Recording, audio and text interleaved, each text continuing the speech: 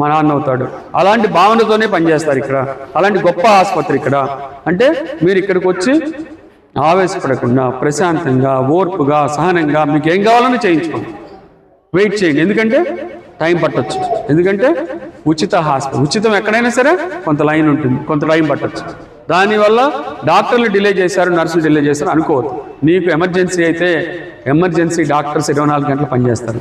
Emergency ఓటీలు 24 గంటలు పనిచేస్తాయి ఇక్కడ. ఎమర్జెన్సీ చికిత్సలు 24 గంటలు పనిచేస్తాయి ఇక్కడ. నేను మాట్లాడే టైంలో లోపల అన్ని చికిత్సలు జరుగుతాయి, అన్ని ఆపరేషన్ జరుగుతుంటాయి ఇక్కడ. అంత గొప్ప ఆసుపత్రి ఇక్కడ ఉంది. ఏంటి అనుకో, అసలు లోపల అంత అద్భుతంగా ఉంటాయి. థియేటర్లు కూడా బయట ఆసుపత్రులు రీతిగా థియేటర్లు ఉంటాయి, లామినార్ ఎయిర్ఫ్లో థియేటర్లు ఉంటాయి, ప్రతి మెషిన్ ఉంటుంది ఇక్కడ. ఇంకా బయట లేని కూడా ఎక్కువ ఇక్కడ ఉంటాయి. గవర్నమెంట్ అంత కష్టపడుతుంది. అందుకని వీటన్నిటిని పోగొట్టుకొని ఇక్కడేదో కోపం వచ్చి చెరువు మీద అలిగితే ఏమవుతుంది? మీకే నష్టం. చెరువుకి ఏవి కాదు, చెరువు లాంటి హాస్పిటల్.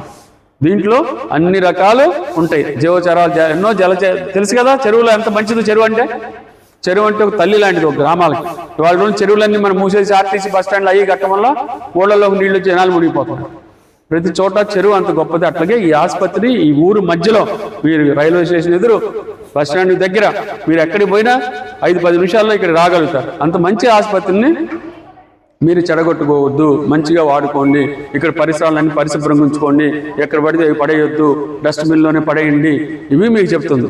ఇక్కడ డాక్టర్లతోటి, నర్సులతోటి, సిబ్బందితోటి సహకరించండి, లౌకికంగా మాట్లాడండి. మీకు ఏమైనా ఇబ్బంది ఉంటే ప్రతి చోట కూడా మీరు కంప్లైంట్ చేయడానికి కంప్లైంట్ బాక్స్ ఉంటాయి. సూపరింటెండెంట్ ఉంటాడు, ఆర్ఎంఓ గారు ఉన్నారు, శ్రీనివాసరాజు గారు, ఇలాంటి వాళ్ళు ఇట్లా నర్సింగ్ గ్రేడ్ 1 సూపరింటెండెంట్ అంటే